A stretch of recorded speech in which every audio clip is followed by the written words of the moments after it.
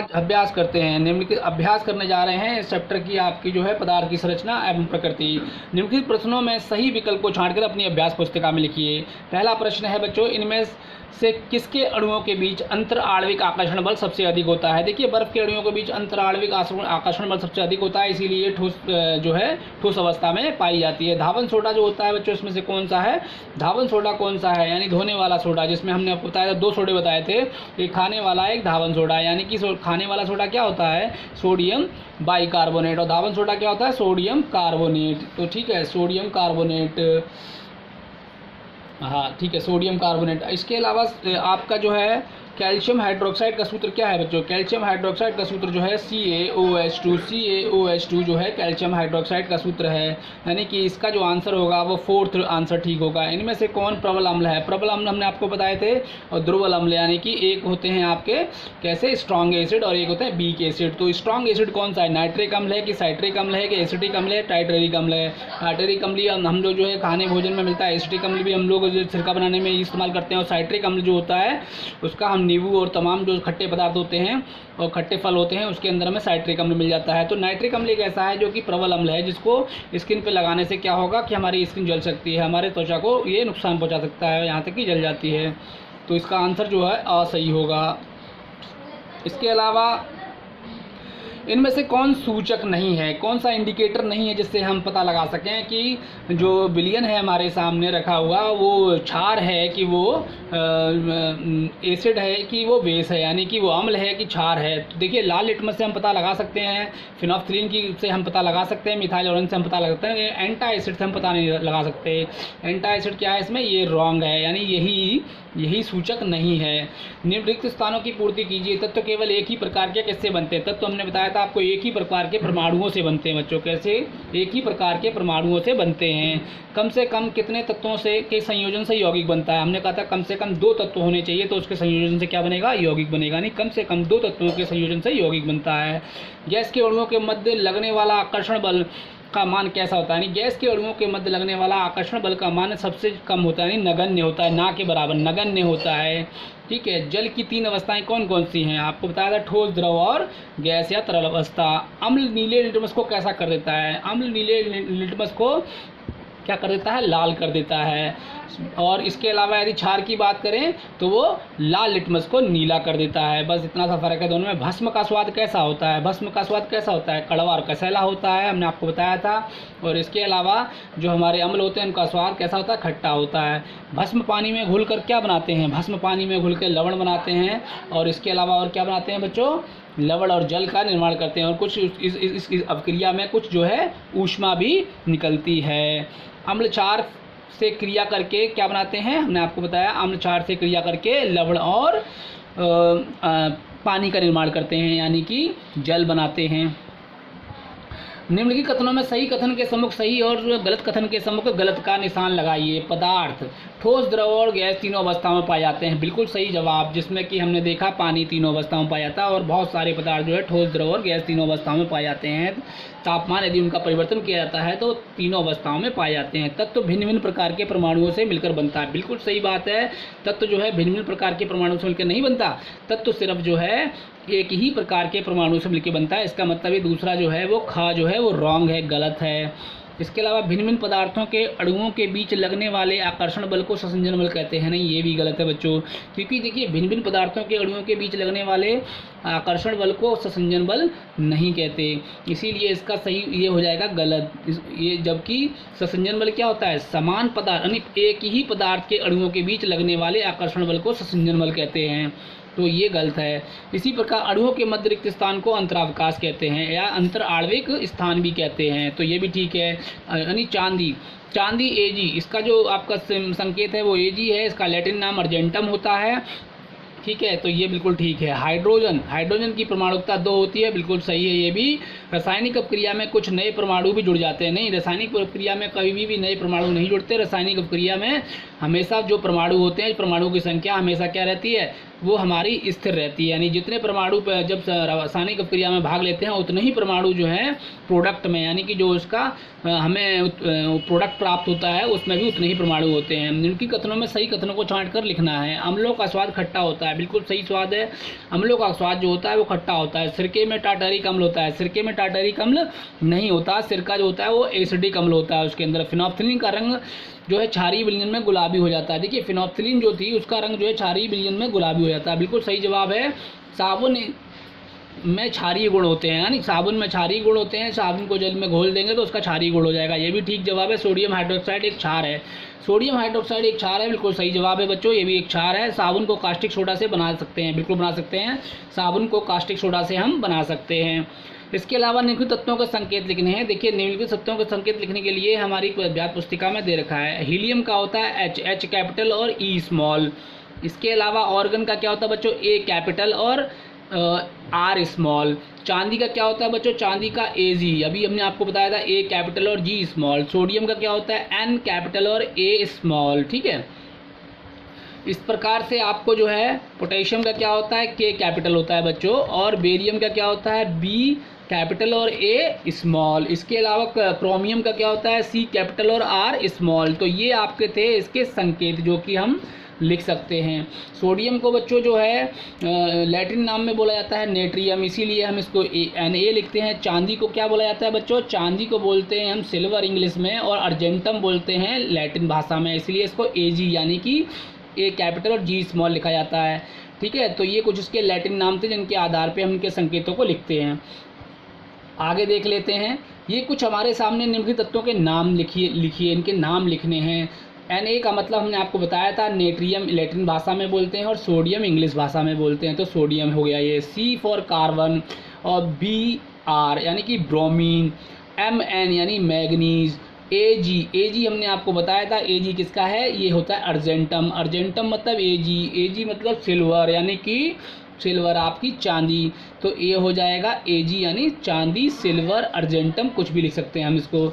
Au बच्चों क्या होता है, ऑरम, ऑरम का मतलब होता है गोल्ड यानी कि सोना, तो हम इसको ऑरम लिख सकते हैं, हम इसको आपका गोल्ड लिख सकते हैं, इसको सोना लिख सकते हैं, जो आपकी इच्छा से लिखे। Ba क्या होता है बच्चों, Ba होता है बेरियम, हाँ, Ca मतलब कैल्शियम, तो इसका मतलब Ca मतलब क्या होता है बच्चों, कैल्शियम होता है, और Mg का मतलब क्या होता है, मैग्नीशियम होता है, ठीक है। निम्नलिखित यौगिकों में कौन कौन तत्व सम्मिलित हैं बताइए। अब इनमें तत्वों के नाम लिखने हैं आपको। इन तत्वों के नाम लिखने के लिए हमारे पास ये सामने दिए गए हैं। तो देखिए CaCl2 कैल्शियम क्लोराइड होता है, कैल्शियम क्लोराइड के अंदर Ca क्या है, कैल्शियम है, और Cl क्या है, क्लोरीन है।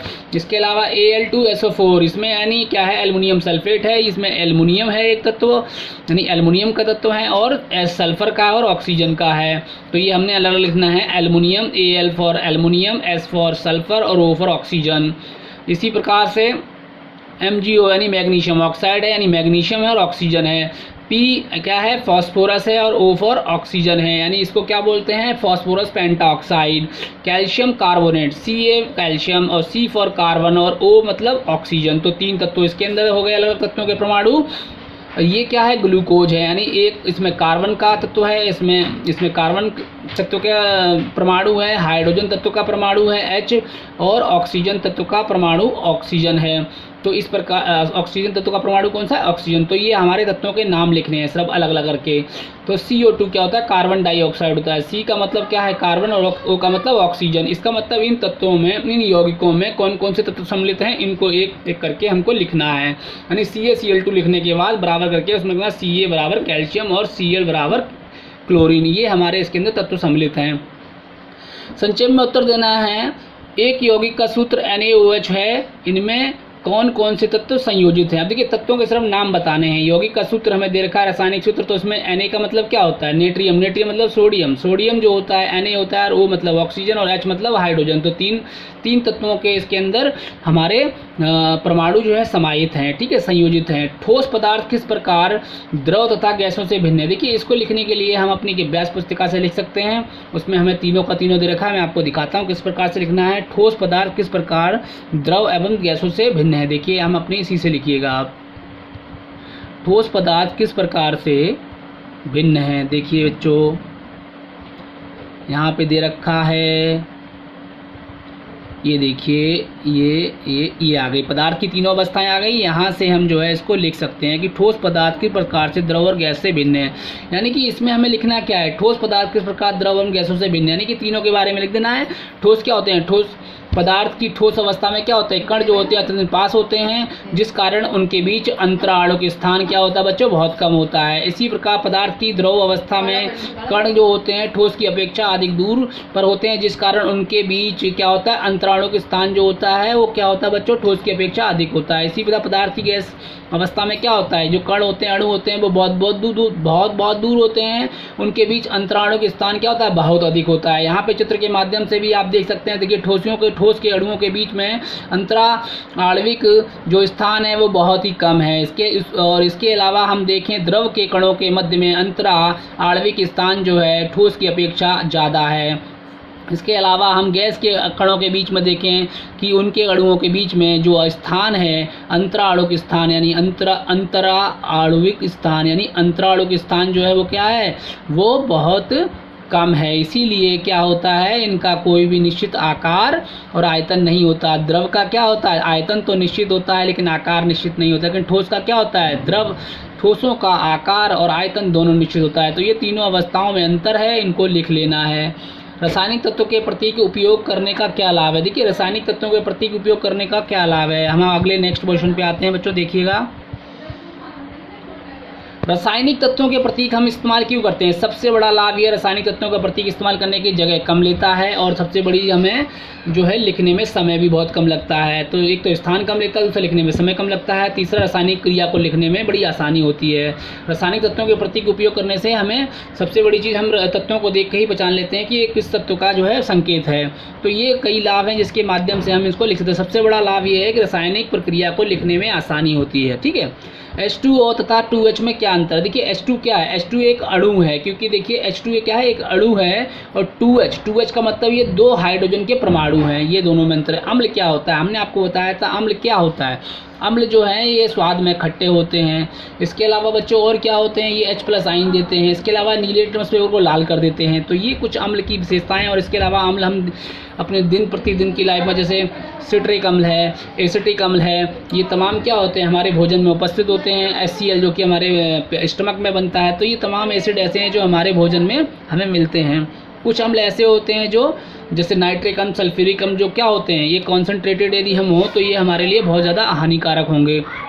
ठीक है, तो दो तरह के अम्ल हमने आपको बताए थे। एक अम्ल कैसे होते हैं बच्चों, जो कि हमारे लिए हानिकारक होते हैं, और एक अम्ल ऐसे होते हैं जो हमारे लिए बहुत ही ज़्यादा लाभदायक होते हैं। तो एक अम्ल हमने आपको बताए थे जो कि दुर्बल अम्ल होते हैं, और एक अम्ल कैसे होते हैं जो कि सांद्र अम्ल होते हैं, यानी तनु अम्ल, यानी दुर्बल अम्ल जो कि हम, और एक कैसे होते हैं, प्रबल अम्ल। तो दुर्बल अम्ल तो हमारे लिए अच्छे होते हैं, और प्रबल अम्ल कैसे होते हैं, जो हमारे लिए अच्छे नहीं होते। तो प्रबल अम्ल के उदाहरण हमने सल्फ्यूरिक अम्ल, हाइड्रोक्लोरिक अम्ल, नाइट्रिक अम्ल, ये तमाम आपको बताए थे। और इसके अलावा हमने आपको ये भी बताया था कि एक जो आपका क्या नाम है, जो प्रबल अम्ल है, यानी प्रबल अम्ल को हम किस प्रकार से तनु अम्ल में बदल सकते हैं या दुर्बल अम्ल में बदल सकते हैं। तनु कैसे कर सकते हैं, कोई भी अम्ल ऐसा हो जिसमें हम पानी मिला देंगे और वो सांद्र अवस्था में है, तो उसमें पानी मिला देंगे तो वो तनु अम्ल में परिवर्तित हो जाएगा। ठीक है, तो इस प्रकार से सांद्र अम्ल को हम तनु अम्ल में बदल सकते हैं। तो ये भी मैंने आपको बताया। सूचक कैसे कहते हैं, सूचक क्या होते हैं, जिनकी सहायता से हम अम्ल और क्षार के बीच में अंतर को पता लगा सकते हैं, अम्ल और क्षार को पहचान सकते हैं, उन्हें हम सूचक कहते हैं। सूचक के लिए मैंने आपको बहुत सारे बताए थे, जैसे लिटमस पेपर बताया था। इसके अलावा हमने आपको गुड़हल की जो पंखुड़ियाँ होती हैं उसके बारे में, जो प्राकृतिक है उसके बारे में। इसके अलावा हमने आपको क्या बताया था, हल्दी बताई थी कि हल्दी के माध्यम से भी हम पता लगा सकते हैं। इसके अलावा हमने मिथाइल ऑरेंज, फिनोल्फ्थलीन ऑरेंज, ये तमाम भी हमने आपको बताए थे। ठीक है, तो ये सूचक है। किन्हीं दो सूचक के नाम बताएं तो अम्ल और क्षार का इस पर क्या प्रभाव पड़ेगा। तो हम सबसे पहले एक सूचक का नाम आपको लिटमस पेपर बताते हैं। लिटमस पेपर, यदि जो लिटमस पेपर है, यदि हमने उसको नीला होता है, एक लाल होता है, दो तरह के लिटमस पेपर होते हैं। यदि हमने लिटमस पेपर, नीले लिटमस पेपर को हमने अम्ल में डुबा दिया तो वो उसका रंग हो जाएगा लाल। ठीक है, और यदि लाल लिटमस पेपर को हमने क्षार में, जो क्षारक के विलयन में डुबा दिया तो वो हो जाएगा नीला। इसी प्रकार से हम जो है गुड़हल की पुष्प की पंखुड़ियों को भी प्रयोग कर सकते हैं। यदि हमने गुड़हल की पुष्प की पंखुड़ियों को अम्लीय विलयन में डुबा दिया तो उसका जो अम्लीय विलयन होगा उसका रंग हो जाएगा गुलाबी गहरा गुलाबी। इसी प्रकार से यदि हमने उसको क्षारीय विलयन में डुबा दिया तो उसका रंग हो जाएगा हरा। तो ये हमने आपको उदाहरण भी दे दिए। आगे देखिए, निम्नलिखित में से कौन से क्षार हैं, कौन से अम्ल हैं, कौन से लवण हैं। तो इसमें आप देख सकते हैं कि जो अम्ल क्या है वो खट्टे होते हैं, तो नींबू का रस खट्टा होता है तो अम्ल हो गया। इसके अलावा आप देख लीजिए, सिरका खट्टा होता है तो ये अम्ल हो गया। इमली का रस क्या हो गया, ये अम्ल हो गया। तो ये आपके अम्ल हो गए। इसके अलावा यदि हम क्षारक की बात करें तो इसमें क्षार कौन से हैं, इसमें हमारे क्षारक जो हैं जो कड़वे और कसैले होंगे। तो इसमें देखिए आप नमक जो है वो लवण है। आप क्योंकि लवण बनता है, नमक बनता है, हमने आपको बताया था जब क्षार और लवण जो है, क्षार और अम्ल जब आपस में क्रिया करते हैं तो नमक का निर्माण करते हैं। तो ये आपका क्या होगा, नमक तो लवण हो गया, ठीक है। तो नींबू का रस क्या हो गया हमारा, नींबू का रस तो अम्ल हो गया। और यहाँ पे कास्टिक सोडा क्या होगा, कास्टिक सोडा हमारा क्या है, कास्टिक सोडा कैल्शियम